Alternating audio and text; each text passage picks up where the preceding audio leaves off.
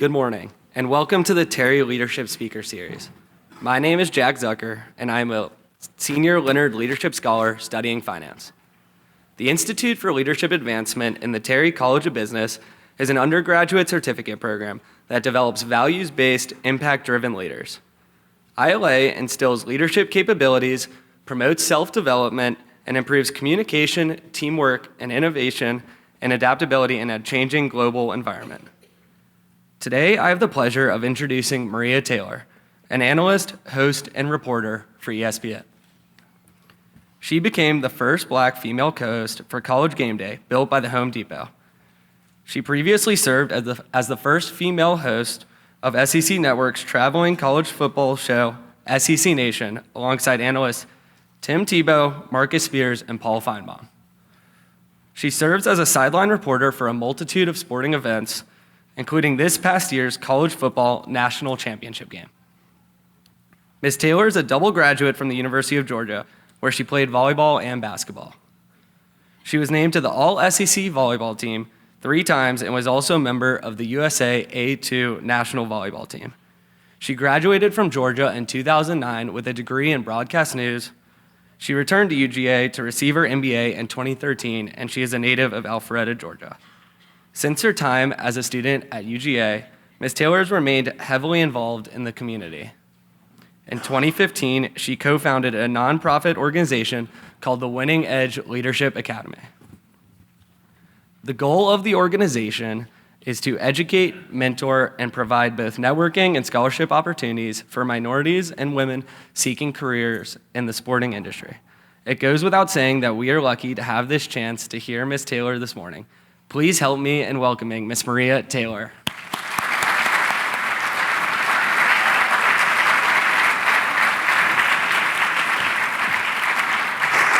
Hi, everyone. Thank you, Jack, and good morning, everyone. My name is Kendall Kazor. I'm a senior Leonard Leader Scholar, a fellow volleyball alum, Yay! and studying marketing here, and I am just so honored to interview one of my favorite people, Maria, and just have her share your story with you guys, because I've been inspired with her ever since I've known her. And it's an honor to have you today. First of all, what you have to know is I've known Kendall since she was a freshman. She wore number 7, which was my number when I was in school, and like every single time she's full of energy. So to see her here doing this interview is like everything to me. It's like full circle. She's all grown up. It's so cute. Thank you. And I've had the honor to hear Maria speak about her story a couple times, and one of my favorite things I know you mention a lot is it's not about the path, it's about the purpose. And I've seen that true in my career with volleyball and business, and I know a lot of college students, we struggle in discovering our purpose. Yeah. So how would you define your purpose, and how did you come about discovering this driving factor? Yeah. Now I know, or I feel as though my purpose is to definitely reach back and lift up the next generation of student athletes, students in general, women who want to work in sports, anyone that could be inspired technically by my story. But when I came to school, and you might have heard this story, but I thought I was going to be a team doctor. I took health sciences in high school, and I got here and I was like, yes, pre-med, biology is my major. And then I took biology, and I'm terrible at science, really bad. And then I called my mom and I was like, well, I don't know what I'm gonna do. And I ended up changing my major to business, and the same thing happened. I took accounting, terrible at it. Me and debits and credits, we don't mix. My mom's a CPA, but I didn't get that gene. So again, my volleyball teammate, who is one of my best friends, we were roommates, and she was taking journalism classes, and she was like, you should just come and check it out. And Intro to Journalism was what told me in my mind that this is what I should probably be doing. I like to interact with people. I like to tell stories. And I realized that that was my purpose. My plan was to go and be a team doctor and do all of these great things and fix ankles and everything like that, but that wasn't the purpose or the lane that I was meant to be in. So a lot of your purpose has to do with your strength. You have to come up with what your strengths are. And since my strength is in science and it's interpersonal skills, I had to find something that really related to that.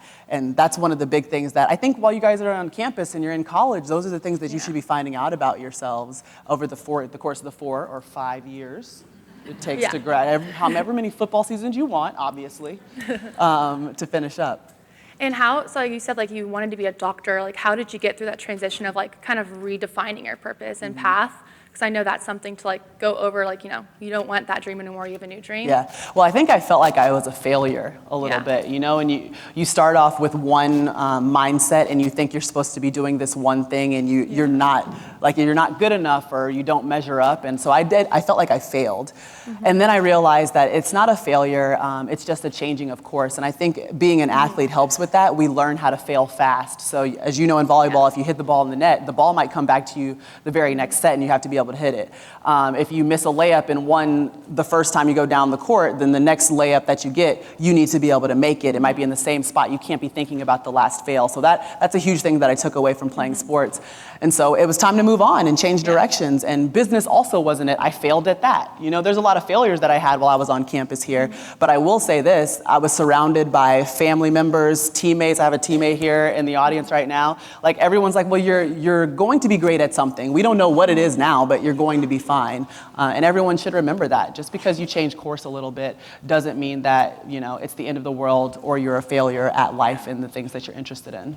Has there been a failure in your sports broadcasting career that's helped you grow? And is there a specific story that comes to mind? I fail every day. I might laugh about it and make it into a joke on TV, but I am all over the place.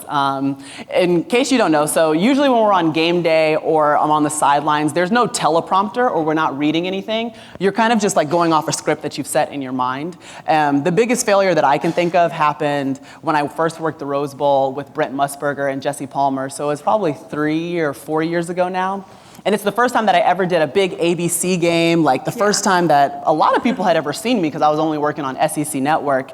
We had the Rose Bowl with Iowa, and they were playing Stanford, and Christian McCaffrey was on that team and had just basically gotten snubbed for the Heisman. I think he should have won that year. And so he goes off in the Rose Bowl, has 800,000 yards rushing, sets every Rose Bowl record you could possibly think of.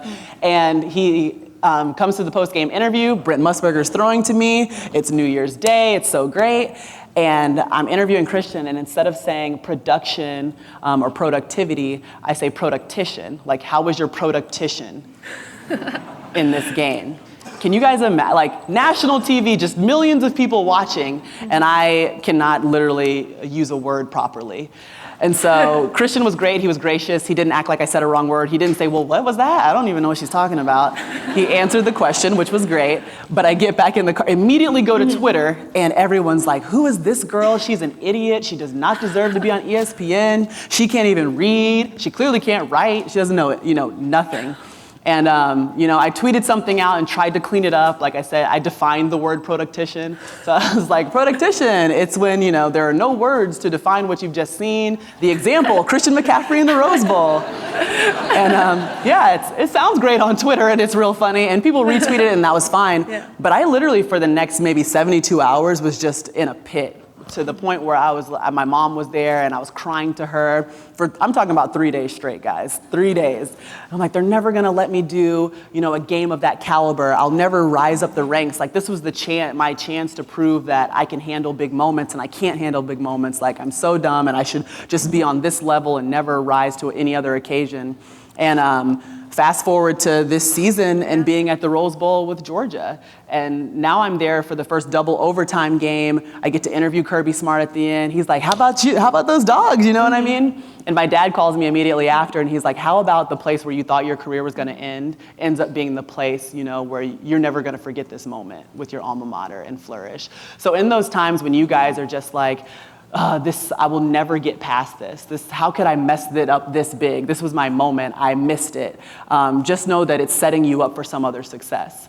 You just have to keep going and keep grinding. And that one moment wasn't going to define my broadcasting career, although I thought it was then. And one moment that you guys make a mistake is not going to define your entire lives. And remember that. Mm-hmm. And now you're hosting ESPN GameDay, and that's amazing. Even success. You mentioned earlier that you define your purpose also by lifting up the next generation. Mm-hmm. Can you kind of speak to, I know you've had a bunch of mentees on every game that you've had in different college towns. Can you guys speak to that experience and what it's like to give back to that next generation? Sure.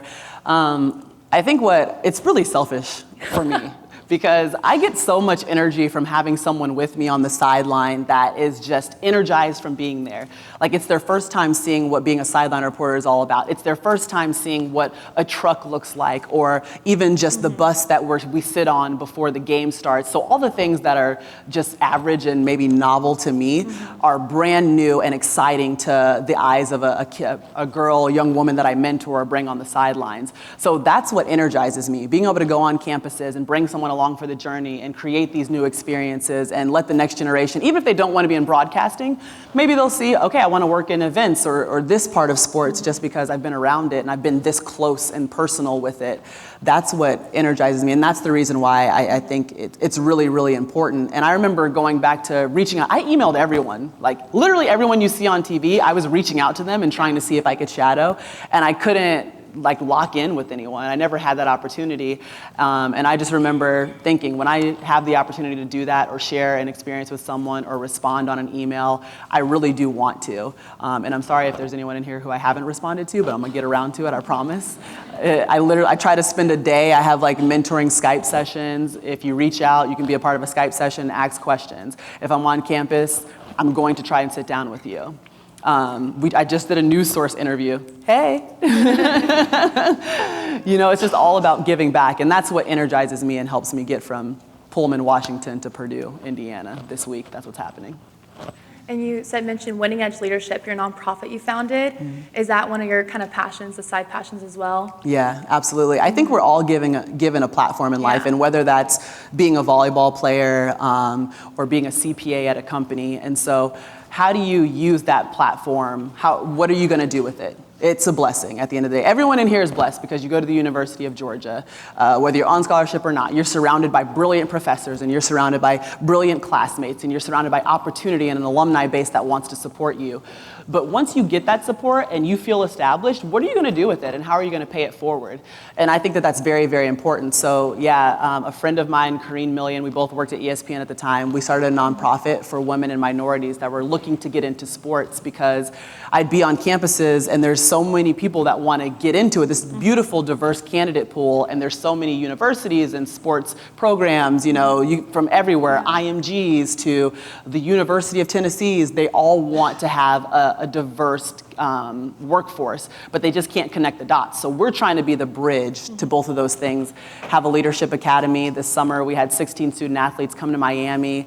We brought in people like Dr. Carla Williams, who used to be here at the University of Georgia, but now she's the AD at UVA.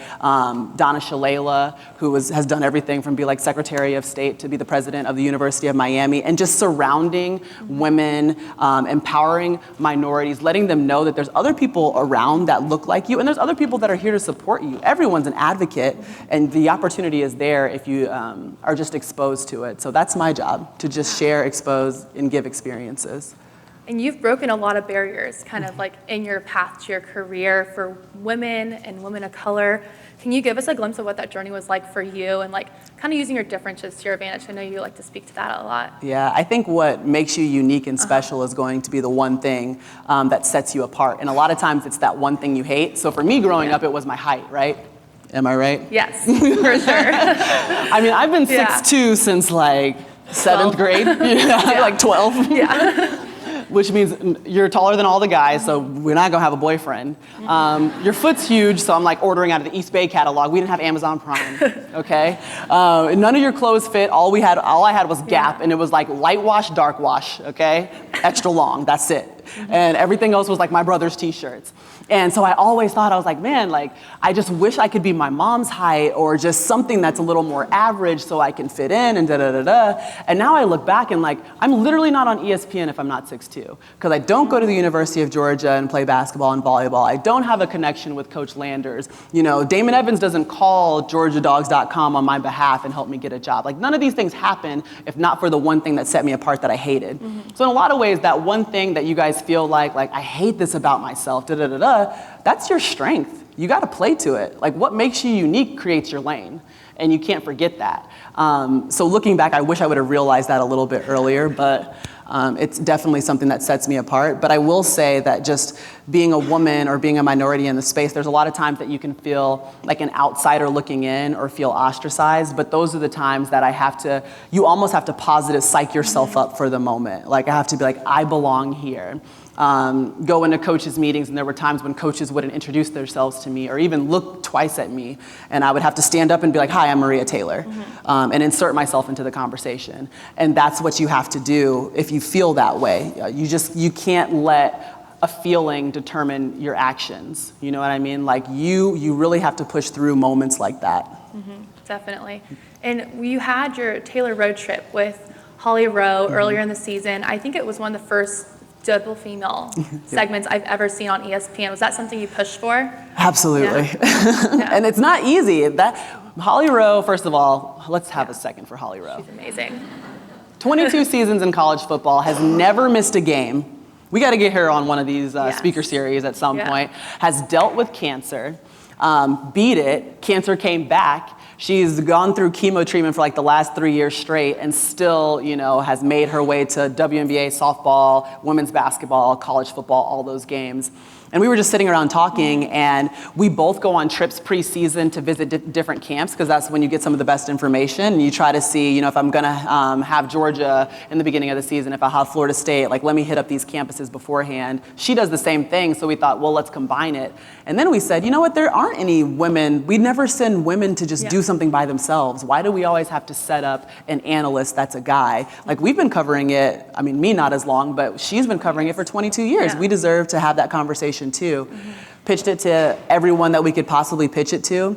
The wheels turned slow, and so we were like, let's just go do it ourselves. And literally we just arrived on campuses, got in touch with their video departments, found an editor in Miami, and posted everything like you saw it on the internet. And it was a great feedback, and I know that next year we'll be able to do something very official with it because we kind of went out and created that opportunity, which is what I would tell all of you guys.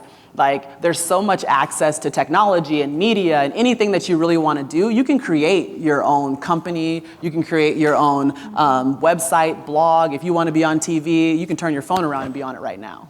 So there's always times to create opportunities. And I work at ESPN, and I'm still finding ways to create new opportunities for myself outside of what I'm doing just for the company. And I know at ILA, we talk a lot about values-based leadership. And I was just curious, what do you define as your core values in your career, and how do you live those out every day? I think something that's really important to me is faith. And so servant leadership is important. And I think that you guys work on that a lot as well. So it's like, how do I serve as I lead? Or how do I lead by example a little bit more? Like, I don't want to tell everyone what to do. I just want to walk into a room, and I hope that if you meet me, you feel a little bit better walking out of it. If you need something, I want to be the person that shares that with you. And that's kind of the value that I live by. And what I've learned is it helps in every way. So the relationships will be better when I go and talk to players and they know that you care about me off the field. Really? Okay, I'll tell you this then. You know what I mean? And they know I'm not going to use it against them or make them seem like a bad person, but I'm going to get really good information from them, or I'm going to get great personality stuff from them. And as you guys grow in your careers, you're going to think it's all about what's on your resume and how many internships you had and what your GPA is. But at the end of the day, it's like, how'd you make someone feel when you sat down for that interview? Some people are great on paper and terrible interviews, and they don't get jobs. So really work on both sides of this spectrum. You know what I mean? Like how you leave people, how you make them feel, how you are a leader. Those are very, very important. And so that's a part of the reason why I definitely wanted to be here, because I value what this is all about, the institution of leadership advancement. Do you ever find, when you're on the sidelines after a tough game, when players, I know I don't want to talk to anyone after a hard loss or a bad performance.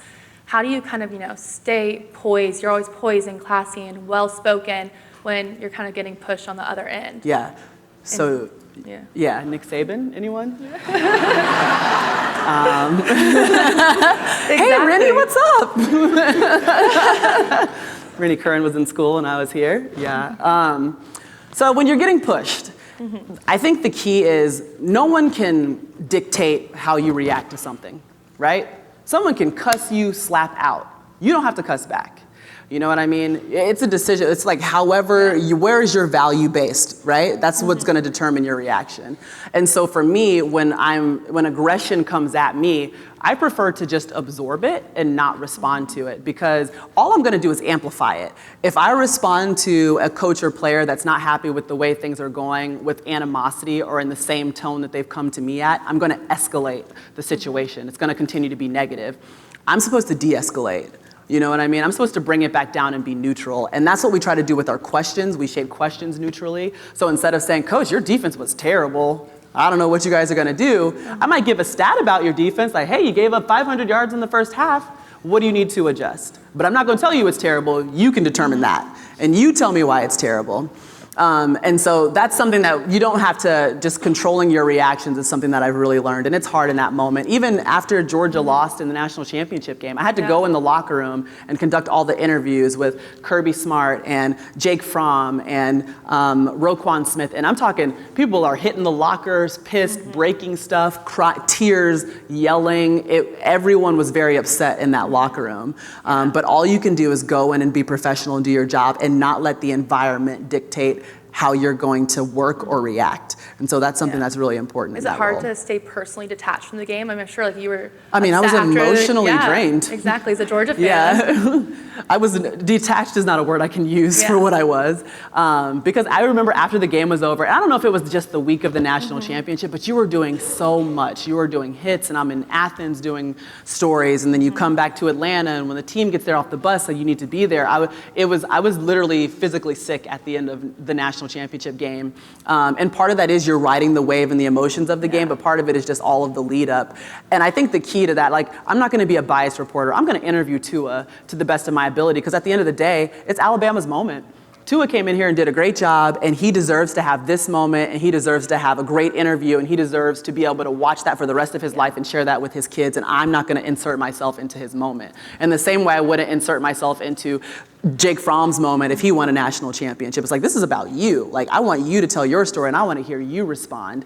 And that's a key about reporting. Like, it's not about me. Yeah. You have to remove yourself. And that's something we have to remember too, right? We're all kind of selfish in some way. Like, we all want to look good on TV, but I'm just really a liaison. I just want to get what the fan wants to hear and share that with the audience.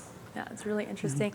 I was also thinking about, like, when you take on partnerships and sponsorships, and I know you've done a couple commercials. I saw you were filming State Farm the other day in Texas. Do you think about what your core values are when you take on those alignments as well? Absolutely. I mean, if someone came to me, maybe say it's alcohol, and I'm not saying I don't drink alcohol, but it doesn't necessarily, the commercial doesn't align with something that I would want to do, or they would put a line in there that I don't necessarily like, I'm not going to upset the entire apple cart or my entire brand just for a certain amount of money. Because we all spend a lot of time building our brand. You guys do it too. You know, you work really hard in school, and you only post certain things on social media, and you do a very good job with your sport because you want people to think of you in a certain way. And you don't want one thing to change that. You don't want to give that up over money. I don't want to give that up over money. I don't want to give that up over one action or one reaction or the way I felt one day. So yes, absolutely. It's about aligning everything with your brand. The nonprofit needs to be aligned with my brand. The speaker series that I do need to be aligned with my brand, and obviously Georgia is. But everything that you do needs to align with who you are as a person. How would you describe your brand? What is the Maria Taylor brand? I want to say it's just authentic. I hope that when you guys talk to me or interact with me or see me somewhere, you're like, you know what, I feel like I could approach her. Like, I don't ever want to seem unapproachable. I want to be like, oh, she could be my next door neighbor, she could be my sister, I could be a cousin of her, anything like that. Like, I want it to be warm and inviting, and for everyone to know that I'm all about, the student athlete or someone else's experience, and making sure that everyone feels good about where they are in life, if I can have any control over that at all. And I definitely can speak to that she's very authentic. I remember one of my teammates, her dream is to be a sports broadcaster, and was so nervous to walk up to Maria after practice, and you came up and you're like, Majesty, and she's like helped her and talked to her about her experience. So very authentic, very approachable. So I can definitely validate that. Thank you. If anyone follows you, I know you can see Maria is always on the go. She did 3 interviews before this, has a phone call with Purdue after this, and it's just, but you still find time to make that personal time, going to friends' weddings, visiting friends, and can you speak to that work-life balance, how do you manage it, and how do you prioritize what's important for you as a person and for your career? I heard it described, work-life balance is like a word that everyone uses, and I heard it described as like a stew one time, which is the best way that I can see it. So like every time you reach down in a vegetable stew, you might get a bunch of carrots this time. The next time you might get a bunch of peas, or this time you might get a bunch of broth. And so that's how you have to think about your life. So during football season, it's all peas, it's all college football. But then the next time I lift my spoon during basketball season, I have a little more time, so it might be broth, and I can go visit my friends and do different things. And so that's my type of balance, and it's not normal, but it's my normal. So when I travel to Dallas, I've got two former teammates that live there. You better believe if I'm in Dallas, I'm gonna see them. Even if it's just come to my room, we're just gonna get room service, I'm tired, and we're gonna lay here and watch Devil Wears Prada. That literally happened. I did that when we were there for Texas OU for the Red River rivalry.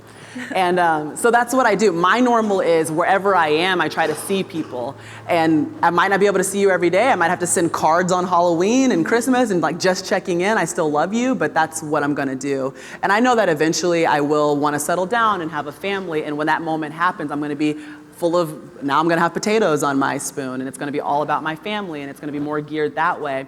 But I don't look for a perfect balance because I would drive myself crazy. It's just more of accepting what's coming up in my life in that moment.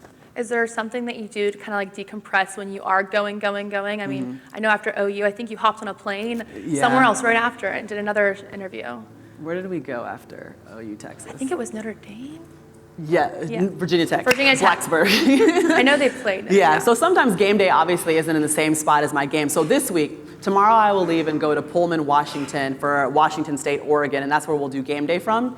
And then as soon as game day is over at noon, me, Kirk, and the Bear will hop on a flight and we'll fly to West Lafayette because our night game is Ohio State at Purdue. So it's not always that drastic, but a lot of time the travel is like, we're just not in the same spot. Texas OU, we were there at the Dallas State Fair in the morning, and then we flew to Blacksburg, Virginia, because Notre Dame was at Virginia Tech, and that was my night game. So those are some very, very unique times. The way that I decompress is like, my mom is one of my best friends. We'll go travel. Hey, let's go to New York for Monday, Tuesday. No one else is off Monday, Tuesday but my mom. So we can go hang out and like see a play. But really, I just like to do nothing and be around no one, because I'm constantly around like stimuli is what I would call it. Like I'm always up and all over the place that I just need to sit down and almost do nothing. That definitely makes sense. So I know you probably have so many interesting stories over your career. Do you have one, just like really interesting one, a memorable encounter you've had that you can just share with the group? Sure. I would say one of my favorite ones is also from national championships. So after the Rose Bowl was played, and again, I was like, I didn't know. I literally can't put my mind on Georgia winning everything. I'm like, if we win, it's fine, but I'm not gonna like stress out about it or whatever. But after we won on the flight back, I was texting my friend Kareen, who kind of like does all my managing stuff, and I'm like, I wanna go on TNT and be with Ernie Johnson and like give him a bulldog, because the national championship game's in Atlanta, and he's always getting trolled by Chuck and Shaq, and they're wearing Oklahoma jerseys and all this stuff, and you won, and I wanna be there. And she's like, okay, that's not gonna happen. Like, cute that you wanna do that, but it's not happening. And literally by the time I landed, Ernie Johnson's email was in my phone. And so all I did was email EJ and say, hey, I'm trying to come to MBA on TNT on Thursday and help you out and like be another bulldog in the room. He's like, great, I would love that.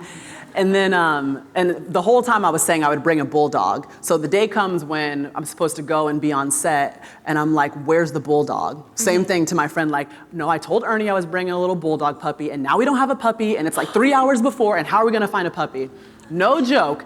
She gets online and Googles bulldog puppies, calls a number, and the guy picks up and she's like, I need a bulldog. He needs to be on NBA on TNT tonight, and like Maria wants to carry your dog somewhere. And he's like, okay, I'm on my way back from Pasadena, but I'll get my neighbor to go open the door to my house and get you this puppy. That's a real thing. So the neighbor goes next door, gets this like speckled, beautiful, cute little puppy that I named Roquan, obviously. For obvious reasons. For obvious reasons, nickname Rowe, it's fine. Rowe. And he drives the puppy down to the TNT studios. The puppy beat me to the studios and is like waiting for me there. And now I have a little dog, and I get to walk out on set with this puppy and give it to Ernie, and I handed out jerseys to Chuck and Shaq and Kenny, and just be there as they open a show. And I'm like, where else does this happen? Like, first of all, that's just a Georgia thing. You guys are so lucky to be a part of this Georgia family. You can pick up the phone and be like, hey, what's up? Go Dogs. Like, go Dogs, what do you need? Like, literally any time. And so I've really enjoyed that over the course of my career, but that was just kind of one of the funniest, it all coming together moments. National championship in Atlanta, EJ's there. It was just a really awesome time. Please tell me you kept the puppy. I should have. It was so cute. It was like speckled and it had blue eyes. Oh my gosh. Oh, little Rowe. So cute. Rowe. So we have time for some questions from the audience. Okay. We have one right here, I think. Yes. Hi there. My name is Christina Britt, and I'm a junior Leonard Scholar. And I would love to ask you, what is one core piece of advice that you have for UGA students pursuing a career? All right. A career in anything, right? Absolutely. Well, Christina, I would say that I hope that whatever your career is in is a passion of yours, because in the beginning, you won't make a lot of money, right? And you're going to work a lot because you're going to be the one that's kind of grinding on the ground floor and having to pick up everyone else's weight and do different things. So make sure it's something that you're really interested in. And I would say too, like, don't be afraid to pivot. It's not always about like completely changing course and just walking away from something, but you might be in a corporation and realize, you know what, I think I really like marketing instead, pivot. And that's okay. So find those lanes and those opportunities to pivot towards exactly what you want and kind of build the career you want. And then I would also say that doors open for a reason. There were times when I was like, there's no way I want to do football at all. But if someone calls and asks me to do high school football, it's like, take that call. See if you like it. Take chances and risk and just enjoy the journey and everything that is going to be on that course for you. Amazing. Thank you so much. You're welcome. Do you have any other questions? Y'all gotta have questions. My name is Jason Email. I'm a finance and real estate major, and I'm a 2020 scholar with all of them. Yeah. So you're a college football analyst now. Did you like start really getting into college football once you decided you wanted to go into broadcasting, or was that a passion that you kind of grew up with? By the way, this is a beautiful looking group right here. Everything, this is very business. I love this. I feel like I'm in a board meeting. Should have worn my sneakers. No, I didn't know. That's a part of the doors opening thing, right? So I thought in my life, I'll just do women's volleyball and I'll do women's basketball, and I'm living my dream. Like, if one day I can do the selection show, great, that would be awesome. Never dreamed that I would be on College Game Day. Never dreamed that I would do a college football playoff. But after I did a couple of high school games for Comcast Sports South, and then CSS came back and were like, well, are you interested in doing SEC football? I was like, okay, maybe this can be a passion of mine. And I'll be honest, like, I had to learn the sport. I did 4 downs for what? Like, I didn't know anything. Georgia made me a big fan, but we were volleyball players, so we missed half the games. You know, you can't watch everything. You can't watch every down. We couldn't go to the games. We had to leave at halftime to rest your legs. And I would have to sit down with analysts. Matt Millen was having to teach me, like, so what does a linebacker do? What is this scheme? Yeah. What is an air raid? I don't understand what's going on. But it became a passion of mine, which made it easier to learn. And again, it was not at all on my course or a part of the plan, but apparently it's my purpose. Also, one more question. Would you have a passion for more volleyball or basketball? Ooh, good question. Volleyball. And what were you recruiting for? I was like, Volleyball? Right. Okay. Volleyball. Thank you. And I say volleyball because of this, guys. So everyone wants to be in like basketball and men's hoops and college football, but at the end of the day, the very first time I was on live television was because of SEC volleyball. Like, it's a niche sport, and sometimes that thing that no one else wants to do or no one else is interested in is going to be the thing that, you know, sets you on your course because you're an expert at it. So be an expert at whatever you're great at. The reason why I'm here is because of college volleyball. I think my first broadcasted volleyball game was Maria as an analyst. Yeah, look at us. So. Sevens. Hey, I'm Austin Fry. This is Austin. We met earlier, but I'm also a junior Leonard Scholar with these guys. My question is, you said earlier what makes you unique makes your lane. Are you able to describe how that became instilled in your values? Yeah, I mean, it took a long time, again. Like, I was very timid to play to what made me different. So what's the norm, I think, on television is small, petite, cute, not subservient, but whatever, like you're kind of a host that listens and tosses conversations up in topics. And that's just not how I am. Like I'm a little bit more boisterous, and I'm gonna wear sneakers when I'm walking around with players, and I'm gonna joke with you and like push you or whatever, David, when we're doing You Had One Job. And so I needed to play that up and not be afraid of it. So it has over time become a part of my values, like using what makes you unique and also recognizing what's unique in others and supporting them. You know what I mean? Because a lot of people don't. Sometimes you have to tell someone what's awesome about them. They don't recognize it. They might shy away from something about that. So when I figured out how to do it for myself, now I'm going to try and do that for anyone else that comes along. And that's important. That's an important part of the story. You know what I mean? Because otherwise, if I'm trying to be someone else, I'm not going to be good on TV. We can always spot a fake. You don't want to watch a fake on TV. I think we had one up here in the front. Rennie. Yes. Yes.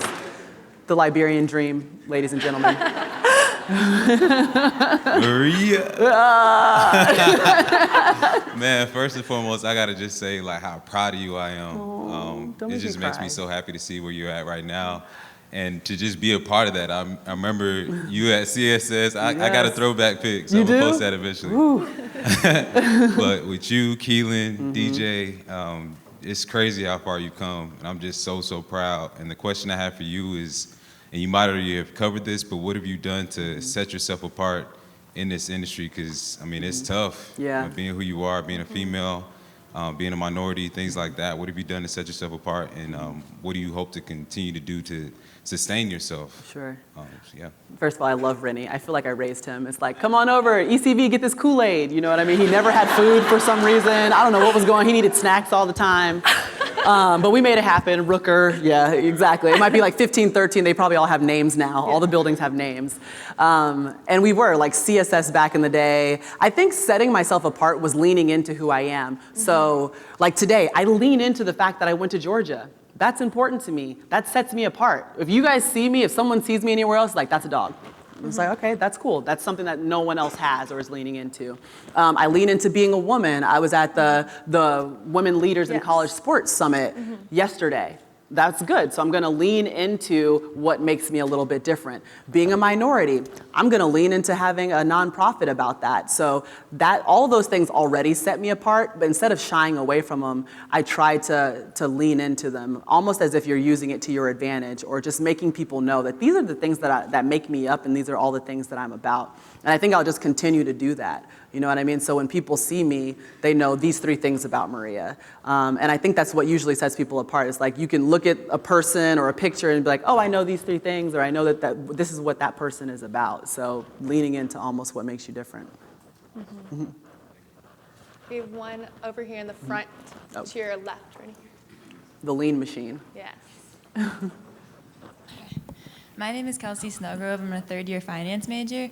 How did you balance all of your time playing 2 sports as a student athlete and earning for your career and putting your career first too? Sure. So the slick thing that no one knows, I feel like, is that I only played 1 year of basketball. But everyone's like, 2-sport athlete. I'm like, yes. Yes. It was really hard. That 1 year of basketball, though, made everyone be like, oh, she can do women's hoops games. Like, yes, yes, I can. So it helped me be an analyst. But I think what happened was when you play a sport, like you don't really have an off season, and Kendall knows this. So you're competing during, say, the fall, but during the spring, you're still training every single day. The only difference for me that year that I was playing basketball was that I was still traveling, so I was missing class. But everything else felt the same. Even if I was just playing volleyball for the whole year, I would have had the same time commitments. And I know for a fact that it's made me better in what I do now. So, for example, I can be here, and then I can hop off the stage and have a conversation with Purdue, and then I can go to lunch, and then whatever the next phases are, because I'm so used to my life being regimented and scheduled and timed out to a T, because there's so many things that you have to accomplish. So it prepared me for where I am today. But yeah, 2-sport athlete, let's just use that. Let's be reasonable with that. Although I claim it, Coach Landers is my G. He's everything. He kept me in line. We have one in the middle. Back, you can just speak up really loud. Yeah. My name is Ashton. I'm a first-year finance major, and I'm wondering, based off the past 7 weeks of football, who's your top 4 going into playoffs? Ooh, I like that. I like that. That's good. Oh gosh. Okay, so I'm just gonna put Georgia in because here we are. So if they win the SEC championship, right, you can't leave them out of the playoff. Whoever wins the SEC championship, period, dot, nothing, is absolutely in. I also think that now that West Virginia has lost, it's going to be much tougher for the Big 12 to get in, so we might have to cancel them out. Notre Dame is going to win out. They're going to be in the playoff. It's just like they don't play anyone else. I've seen them a couple times. They're going to win out. Clemson, same thing. No one's in their way that can possibly beat them. They'll probably play Miami in the ACC championship. They'll win out. They're in. I think that Ohio State is interesting, but I feel like there's a possibility that they could slip up again. Their defense hasn't looked that great. We have them this weekend. Don't tell Urban I said that. I don't want to be in trouble. And then I also think there is a chance with Oregon and the way they've been playing. Say they win out, they only lost to Stanford by like a fumble and a half. So that could be a situation where the Pac-12 makes it in. But I think because of Notre Dame and an independent, we're going to be leaving 2 Power 5s out, and that's not going to be cute for somebody. Not the SEC, but it's not going to be cute for somebody. Jake, I'm a senior finance major. Based on hearing your story and the fact that you started the nonprofit, it sounds like you have sort of an entrepreneurial mindset. Can you explain how you do that within a company like ESPN? Sure. Yeah, I think a big part of who I am is I always want to do more, you know? And you can only do so much within the parameters of your job. You can do your job very, very well, and you most certainly don't want to stretch yourself too thin. But I've always wanted to give back. And so if I want to feed that part of my passion, I felt like I almost had to create a lane to do that. And so that's where the nonprofit comes into place. I want to get more into content, creating content, maybe directing and producing. Maybe that involves having a production company or creating content to sell to sponsors. Then that would be something that I would create. But I think whatever it is that is a passion of yours that maybe is not being fulfilled, that's what sparks the entrepreneur in you. Or there's something that you're like, oh, I feel like I could fix this problem somewhere. That should be the thing, the glue that makes you an entrepreneur, or that one thing that you want to work on and push forward. And literally all we did was get starting a nonprofit for dummies. I'm not kidding. I went to Barnes & Nobles and bought that book, called my mom and was like, you're the treasurer now because you're a CPA and you do understand debits and credits. So you can do this. And just started ground up. And we have worked forward, gotten partnerships with Adidas, and they've outfitted our kids and had this entire retreat. The University of Miami partnered with us, and just things that I never thought would be possible have been made possible over the last 3 years. And I think that there's so much room for tremendous growth. And that's just because there was something missing and wanted to fill that void. Yes, in the middle. Okay. Hi, I'm Shia. I want to know if you ever worried or stressed about getting into a certain look or brand for a position that you wanted, and how do you pass that? Sure. All the time.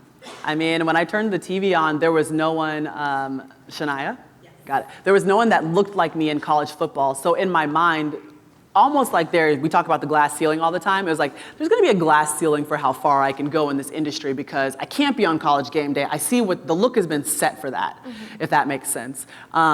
But then I realized that I can't concern myself with what has happened in the past.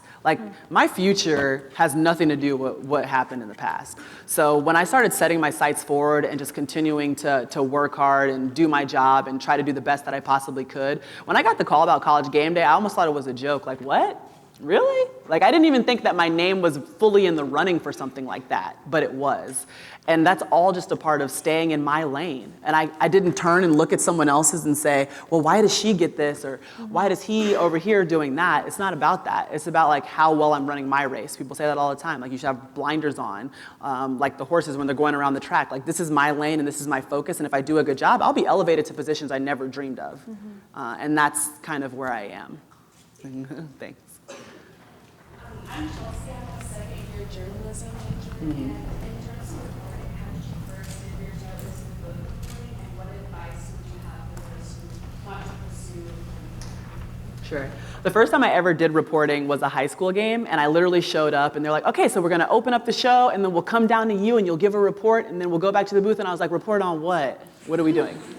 I had no clue. It was birth by fire. I didn't know that I was supposed to talk to players or coaches beforehand. And sometimes that's how it is. You get to your job and you're like, oh, I went to school and I'm really good at this and X, Y, Z, and your job will have nothing to do with whatever you studied. You know what I mean? So I had to kind of learn on the fly and pick it up. But that's how I got into it. It was high school football. I want to say it was like I was in Jonesboro or something like that. Same thing. My mom drives me down there, and it was learning on the fly how to conduct an interview. And every single game I got better. I still feel like every game I get better because every game something different happens that I wasn't expecting. So it's kind of about taking your lumps and your losses early and building and learning on those. And the best part about it was I was on CSS and no one was watching except Rennie. Okay? And my mom.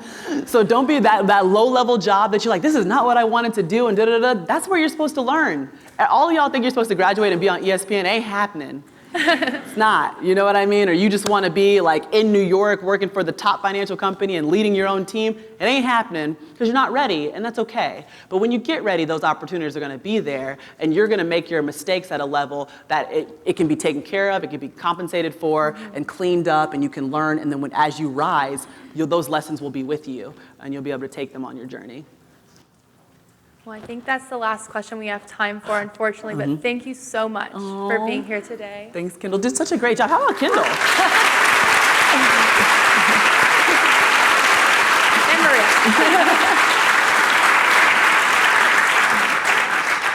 On behalf of the Institute for Leadership Advancement and the Terry Leadership Speaker Series, we would like to thank Miss Maria Taylor. Oh, thank you. Thank you.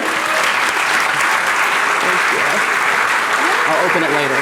Thank you so much. You did so good. We want to thank all of you for attending today. As you leave, please let us know you were here by filling out your Who Are You? And please join us at the next Terry Leadership Speaker Series featuring Mark Spain from Mark Spain Realty on February 13th at the Special Collections Library. Thank you.